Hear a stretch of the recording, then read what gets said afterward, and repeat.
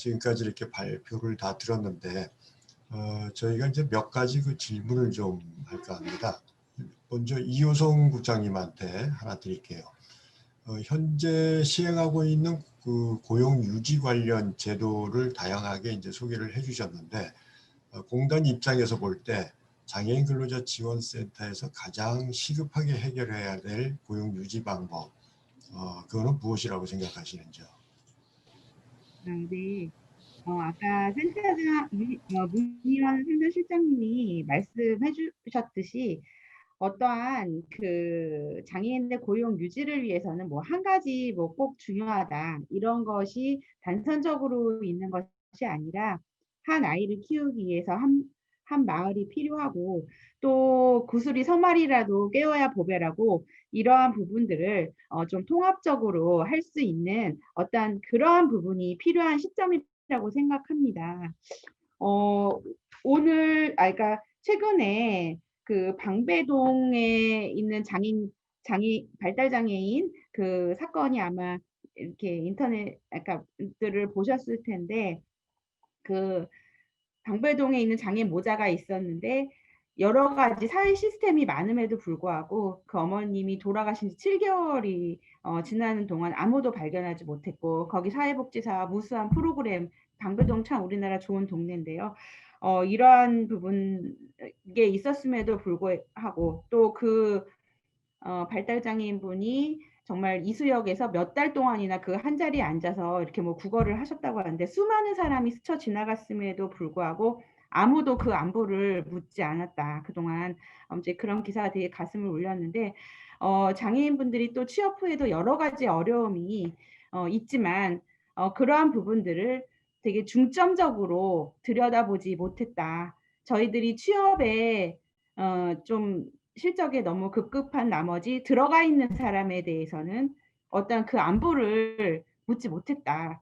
뭐 이러한 되게 아픔이 있었습니다만은 이렇게 장애인 근로자 지원센터가 생겼으니까 정말 그 회사에서 생존하기 위해서 살아남기 위해서 고군분투하는 장애인들에게 정말 안부를 물어주는 그런 장애인 근로자 지원센터가 됐으면 하고요. 그리고 그 가장 중요한 거는 이런 센터가 있음에도 불구하고 그런 걸 알지 못해서 고통 속에 있으면서도 정말 수화기를 들지 못하고 상담을 의뢰하지 못하는 많은 근로자분들이 있을 것이라는 생각이 듭니다. 그래서 지금 상태에서 가장 중요한 거는 많은 장애인 근로자 여러분들이 장애인 근로자 지원센터의 기능과 역할을 충분히 인지하고 어떠한 고민이 있을 때 손쉽고 마음 편하게 연락할 수 있는 어떠한 그런 분위기를 만들어 나가고 그런 게 중요하다고 생각이 들고요. 그리고 그 장애인 근로자분들이 이제 어려움에 대해서 손길을 내밀었을 때 정말로 따뜻한 진심과 응원을 통해서 다양한 방법을 이렇게 연결해주고 진정성 있는 상담을 해주는 것이 되게 중요하다고 생각합니다. 여러 가지 제도가 많지만 정말 몰라서 이용 못하시고 또한 또 전문적인 개입이 없어서 알면서도 또 이용 못하시고 이러한 안타까운 사례가 많은데 이러한 부분들이 많이 홍보가 되고 또 진정성 있는 상담을 통해서 많이 연결이 되었으면 하고요. 이러한 부분이 잘 될 수 있도록 공단이 또 늘 함께 하도록 하겠습니다. 네. 네, 감사합니다. 안 그래도 올해 저희가 그 사업이 있었지만은 그래도 가장 중점을 둔 부분이 이제 홍보 사업입니다. 그래서 먼저 이걸 알아야지만 장애인들이 이제 저희 그 기관을 이제 활용할 수가 있고 또 저희들도 전화 오거나 아니면 뭐 저희한테 상담 의뢰가 들어와야지 저희가 할 수가 있는데 저희가 이제 다니면서 하는 것도 이제 한계가 어느 정도 있기 때문에 많이 홍보를 했었는데 지금은 처음에 비해서는 그래도 이제 좀 알려져 가지고 스스로 전화해서 이렇게 오는 경우가 참 많이 있습니다. 그래서 지금 국장님 말씀하신 대로 되도록이면 이제 많이 알려져서 전문적인 서비스가 이루어지도록 그렇게 노력을 해보겠습니다. 다음은 이미정 소장님한테 질의를 좀 하겠습니다. 우리나라에서도 그 직무 배치할 때 그 직무 분석 과정은 꼭 거치는데 일본에서 지금 하는 걸 보니까 아까 처음에 발표하실 때 그 직무 분석 다음에 그 능력 단위, 능력 세목 이런 걸 다룬다고 하셨는데 아주 세부적인 것 같아요. 그래서 좀 더 자세히 이걸 좀 설명을 좀 해주셨으면 합니다. 일단 참고로 제가 이 줌으로 하기 때문에 이런 장점도 있네요. 제가 그냥 화면에서 일본의 홈페이지를 이렇게 보고 열어보고 할 수 있는 이것처럼 해서 각 어떤 업종이냐, 기계냐, 금속이냐, 전기냐, 전자냐, 건축이냐, 설비냐, 뭐 여러 가지 분야가 쭉 있어서요. 이 분야별로 업무를 찾는 거죠. 뭐 전기면 전기와 관련된 그 중분류의 업종들이 나와요. 재료 특성에 대한 거, 뭐 교환 시스템에 대한 거, 생산 시스템이냐, 전자, 전기냐, 뭐 이런 식으로 해서 구체적으로 그 중분류가 나오고 이 분류 안에서 소분류가 또 나오고 이 소분류에 따라서 기술 능력별로 평가되신 항목들이 쭉 항목이나 이런 것들이 나오는 형태로 구성이 됩니다. 그래서 사실은 이 일본이 이 과정을 받기까지 좀 오랜 시간이 제가 걸린 걸로 알고 있어요. 각 업체의 인사 담당자하고 직무 담당자들이 수년 동안 계속 회의를 거쳐서 필요한 능력이 무엇인지를 발굴하고 이렇게 정리해내는 과정. 그러니까 이런 것들이 산적하게 쌓이고 쌓이면서 그 내용을 토대로 해가지고 하나의 데이터베이스를 만든 형태가 되더라고요. 그래서 그게 있다 보니까 이 내용을 토대로 해서 이제 이게 단순히 임금을 주기 위해서뿐만 아니라 이게 능력이 어느 정도인지 평가해서 이 사람 캐리어를 더 향상시키기 위해서 한 단계 좀 높이기 위해서 무엇이 필요한지 또 고민하고 같이 갈 수 있게끔 하기 위한 일본의 시스템 중에 하나라서요. 그래서 이런 직무를 보는 데 있어서는 그런 부분에서 의미가 있지 않을까. 장애인과 관련된 장애인만 따로 여기서 다 분류하지는 않습니다만 레벨에 따라서 레벨 1이냐 레벨 4냐에 따라서 조금 난이도가 얼마만큼 숙련도냐 뭐 이런 것들 같이 보면서 하는 거거든요. 그래서 이걸 나중에 뭐 이거 일일이 하나씩 다 설명드리긴 어렵고요. 그래서 이렇게 해가지고 진행되는 부분이 있으니까 기회가 되시면 이런 내용을 가지고 좀 더 다양하게 보시면 좋지 않을까 싶습니다. 그러니까 네, 잘 알겠습니다. 우리 센터도 아까 설명을 좀 들어보셨겠지만은 상담을 해보면은 부당 처우가 33%로 가장 많아요. 그래서 예를 들면 이제 갑작스럽게 이제 업무가 변동된다든가 무리하게 근무를 요구한다든가 또 열심히 하는데 보수가 올라가지 않는다든가 뭐 이런 경우에 우리 한국의 근로자들은 솔직히 어떻게 할지 몰라가지고 전전긍긍하는 경우도 좀 있고 혼자서 고민을 많이 합니다. 일본도 비슷할 텐데 일본의 장애인 근로자들은 이런 것들을 어떻게 대응하는지 혹시 뭐 대응하는데 무슨 제도적인 게 있는 건지 뭐 궁금합니다. 아까도 말씀드렸지만 장애인 전담 상담원이 배치가 돼 있는 거잖아요.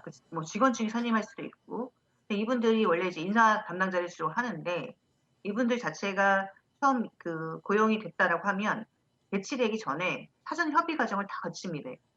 어떤 것들이 필요한지 그다음에 근로계약서 구체적으로 쓰기 전에 그 내용들을 다 협의를 하기 때문에 부당한 부분이 생겼을 때는 그 기준하에서 문제가 되는 거고 거기서 파악되기 때문에 해결할 수 있는 부분이 있고요. 그래서 일정 정도 그 부분이 고용 단계, 처음 면접 채용 과정에서부터 시작해서 쭉 연결되는 일련의 과정들이 조금 있어서 이 부분 문제가 될 수 있는 건 다 문서화되어 있어서 그걸 가지고 해결할 수 있는 부분이 있는 것 같고요. 아까 말씀드린 것처럼 각 사업체에 다 그렇게 있다 보니 때로는 사업장 안에서 또 그런 것도 있잖아요. 상사에 대한 얘기를 장애인 상담원한테 상담 전문가한테 전담 인력한테 얘기하면 이게 또 나한테 피해가 오는 것은 아닐까에 대한 되게 두려움이 존재할 수 있을 것 같은데 여기 같은 경우는 이제 명시되어 있는 것 중에 하나가 뭐냐면 그 상담원에 대한 정보와 관련된 그 상담 내용에 대해서는 보장해 주는 거. 보장이 기본적 원칙이고 그걸 공개하면 안 되는 게 원칙이고요. 그리고 그거에 따라서 불이익이 금지하도록 되어 있고 그것을 위반했을 때에는 노동법 위반이 되는 상태라서요. 그래서 그런 부분에서 좀 차이가 있지 않을까라는 생각이 듭니다. 이게 하나의 이제 일본 같은 경우는 장애인 개인 근로자한테 이제 생길 수 있는 부분을 사전에 이제 예방할 수 있는 조치라고 한다면 또 하나는 이제 사업주한테도 이제 발생하는 부분이 있어요. 일본은 이게 조금 특이하다고 저는 봤는데, 그러니까 중소기업이나 이런 사업주 안에서도 사업자가 이제 고민할 때가 있는 거죠. 문제 제기하는 근로자가 있는데 이걸 해결해 주고 싶은데 잘 안 되고. 뭐 이런 부분에서 고민하고 있는 그 부분에 있어서 어떻게 처리하고 어떻게 같이 가야 될지 장애인분하고. 왜냐하면 장애인들 스스로 이제 노력하고 협의하고 이해하는 것도 중요하지만 사업주에 대한 인식 교육만으로는 한계가 있기 때문에 사업주와 같이 그 부분을 문제를 적극적으로 해결할 수 있도록 만들기 위해서는 일본에 같은 경우는 그걸 하더라고요. 그러니까 후생 노동성에서 이제 위탁하는 우리나라 보건복지부죠. 그죠? 위탁 사업인데요. 공익법인 전국 장애인 고용 사업소 협회라는 게 있어서 이쪽에서는 장애인을 고용한 사업주를 대상으로 예를 들어 근로 환경 속에서 생기는 문제라든가 이런 거 어떻게 해결해야 되는지, 그 사업주가 어떻게 대처하고 어떻게 그 부분을 이해해야 하는지에 대한 부분을 상담해 주고 조언해 주는 역할을 하는 기관들이 조금 있고 그걸 위탁해서 사업을 벌이도록 하고 있는 형태라서 이런 것들은 또 장애인 당사자뿐만 아니라 사업주가 스스로 그 문제를 해결할 수 있도록 하는 데 조언하는 역할로서 필요하지 않을까 생각이 드는 부분이 좀 있습니다. 지금 말씀하신 게 그 공익법인 뭐라고 하셨죠? 전국 장애인 고용 사업소 협회. 협회. 예. 아, 예. 그러면 그게 말하자면 저희의 그 장애인 근로자 지원센터하고 비슷한 성격을 가지는 겁니까? 근데 이제 예를 들면 우리나라 같은 경우는 지금 장애인 근로자를 중심으로 보잖아요. 네. 근데 일본은 장애인 근로자의 사업주를 대상으로 하는, 이거 협회는 사업주를 대상으로 하는 거고요. 근데 근로자한테 해당되는 부분은 각 그 기업 각 사업체의 담당자들이 따로 배치가 되어 있는 거예요. 그럼 저희와 같은 근로자를 중심으로 하는 근로자 지원센터 같은 경우는 아직 사실 그 없는 일본에는 형태죠. 없고요. 예. 네. 알겠습니다. 그리고 이제 마지막 하나 더 질문 드릴게요. 일본 사업체에서는 장애인 근로자에게 그 발생하는 그 심리적인 문제 같은 거, 예를 들면은 이제 자폐성 장애가 환경에 적응하지 못했을 때 생기는 어떤 불안감, 이런 어떤 심리적인 문제들이 있을 텐데, 그럴 때는 이런 거는 이제 어떻게 대처를 하는지, 대처를 하면서 근무를 시키는지, 아까 말씀하신 그런 어떤 직업생활 상담원 같은 그런 사람들을 활용을 하는 건지 아니면 또 다른 방법이 있는지 한번 있으시면 좀 얘기를 해주시죠. 네, 먼저 요거 하나는 좀 짚고 넘어가야 될 것 같은데요. 직업생활 상담원이라는 게 우리나라에 있는 상담원하고 다른 형태예요. 그래서 새롭게 지금 만들어진 시스템이라서 그거는 나중에 이제 공단이나 이쪽에서 다시 한번 확인해 보실 필요가 좀 있을 것 같고요. 일본에서는 지금 말씀하신 것처럼 이제 자폐성 장애인분이나 이런 분들이 적응하지 못해서 발생하는 문제나 이런 거는 기본적으로 일본 같은 경우는 할로웍이라고 해서 고용안정센터라든가 고용지원센터나 아니면 지역 내에 지역장애인 직업센터, 그 공단이 운영하는 거죠. 우리나라의 공단이 운영하는 지역 내 그 기관들이 있는데요. 이 기관들이 기본적으로 그 플랜을 짜줍니다. 특성이라든가 이 사람의 특성이 뭐고, 일단 업무 지시를 어떻게 해야 되고 이런 것들 플랜을 다 짜서 각 업체에 제공을 해주기 때문에 업체에서 이 문제를 사전에 이해할 수 있는 부분이 있는 거죠. 이 사람의 특성 이런 부분이 있으니까 이거지 문제가 도전적 행동이 발생할 수 있는 걸 사전에 예방할 수 있게끔 한다거나 업무 지시 방법을 장문이 아니라 단문으로 뭐뭐 핵심적으로 해주시고 이런 것들을 이렇게 가이드를 제시해서 주니까 이 사업체 입장에서 큰 부담이 없는 부분들도 있어요. 그거에 따라서 하면 되는 거고 그리고 그 문제에서 문제가 발생했을 때에는 아까 말씀드렸던 지역장애인 직업센터라든가 이런 데에 연락을 취하면 그쪽에서 그분의 상담과 지원 방법이라든가 이런 것들을 알려주기도 하고 직접 와서 훈련을 해준 저희가 그 방법들을 조언해 주기도 하는 형태를 운영하고 있습니다. 예, 잘 알겠습니다. 다음은 이제 문혜원 실장님한테 좀 질문 드리겠는데요. 우리 아까 분석을 아주 자세하게 잘 해주셨는데, 거기서 보면 이제 서울센터 사업 중에서 근로자 상담이 이제 주 사업인데, 이 중에서 집단 심리 상담하고 개별 심리 상담 이거를 지금 많이 하는 걸로 그렇게 보였는데, 이걸 좀 자세하게 좀 설명을 해주시죠. 네, 제가 이제 근로자 상담에 초점을 맞춰서 말씀을 드릴 이유는 심리 상담은 또 설명할 기회가 있을 것이다 이런 생각을 했었거든요. 저희 이제 주요 사업을 보면은 개별 집단 심리 상담이 있어요. 네, 이것도 이제 많은 고민을 하면서 저희가 진행을 하고 있는데, 아까 그 두 번째 제가 이제 얘기했던 부분, 뭐냐면 여기 지금 장애인 당사자가 그 장애로 인한 그 진짜 실제로 그런 그 장애인이기 때문에 그걸로 인해서 굉장히 힘들어하고 또 그 장애인이기 때문에 힘든 부분이 또 가족과의 문제도 있고 여러 가지 개인 인생사가 있겠죠.